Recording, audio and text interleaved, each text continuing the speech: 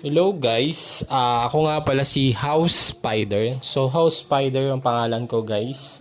So kung mapapansin nyo sa vlog ko, nakikita nyo, nag-alaga ako ng gagamba niyan. So yung gagambang yan guys, kinuha ko siya sa Fairview. Sa likod ng SM Fairview, marami kasing talaib doon. So nakita ko siya doon 3 days ago. Nadadaan-daanan ko siya, nakikita ko siya, maliit pa siya. Hanggang sa, yan, medyo lumaki yung tiyan, kinuha ko na.